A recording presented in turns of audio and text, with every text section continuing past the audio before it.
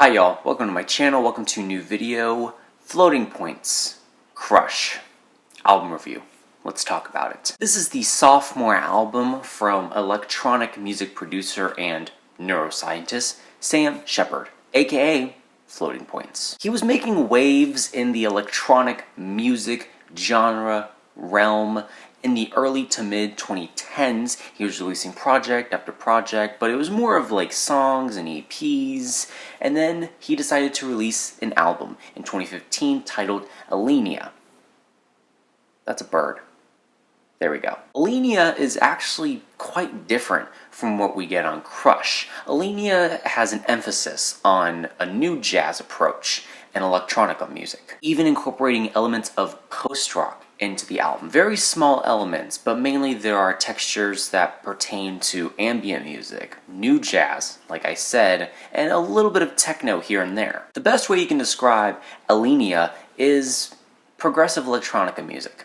That's really it. While that album is interesting and made a splash when it did, widespread critical acclaim when it was released, I was more interested about this album than I was about that album. Mainly for one, because this one came out this year, but two, this doesn't really emphasize the new jazz approach that Alenia had. Crush is an album that is more cerebral, more IDM based, incorporating elements of glitch, techno, ambience. This album even has a future garage style, almost burial style element to it. There's more technicality to this album than there was on his previous album, taking more of an atmospheric, more of a hypnotic approach with very technical, textured, and very well produced soundscapes. On his last album, the longest song on there was about 10 minutes. He's condensing these songs down to 5 minutes. 4 minutes. There are a couple tracks here and there that are even a minute to 2 minutes. So while he's not making songs as long as what we saw on Alenia,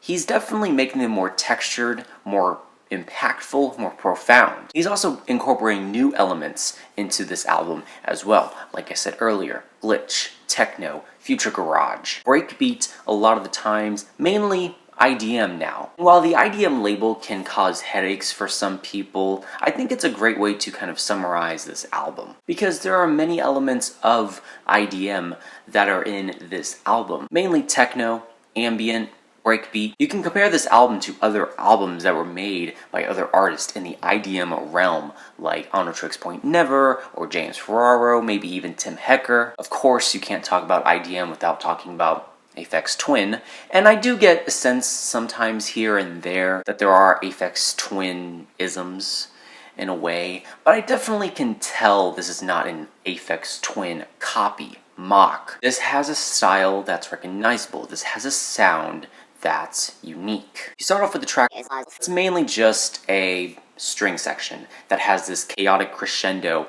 near the latter half of the track. Then you get the next track, Last Bloom, which in a sense is this breakbeat cerebral banger. This track is mainly a breakbeat centered song that has elements of synthesizers to it. And the synthesizers in the background do help bring another atmosphere to this track. It's a little darker, it's a little more ambient, but the breakbeat kind of removes the complete full ambient label to the song, because this breakbeat helps to break up the monotonous synthesizers that are plucking away in the background of the song. It's 6 minutes long. Is it too long?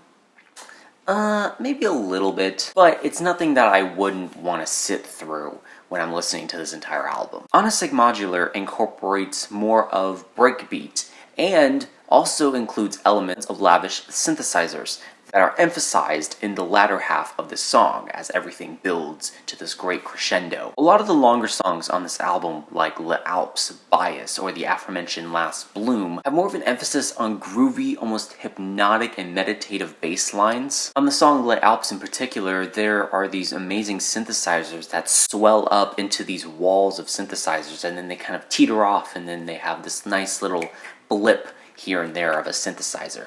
Then the grooviness of the bass line enters the picture of this song, and it's just so damn danceable in a way. You can groove to the song in a sense, maybe on your own, maybe like, oh, you can na na na na na. I hope you get the picture. I hope you do. Once we get into the latter half of this album, that's where I think things kind of take a slight nosedive. Not in the sense that it's going to be bad, but in a sense that it's not as good as the first half of this album. The last 4 tracks in particular maintain more of an ambience to them compared to the other tracks, as all they feel like to me are soundscapes that really feel derivative in a sense. The song Sea Watch definitely sounds like you're on a boat in the middle of the sea and you're watching all of the animals jump out of the water and go back in. You see an orca in the background, maybe a dolphin here and there, maybe you see a penguin because you're by Antarctica. Who knows? I will say I am impressed by how well the synthesizer work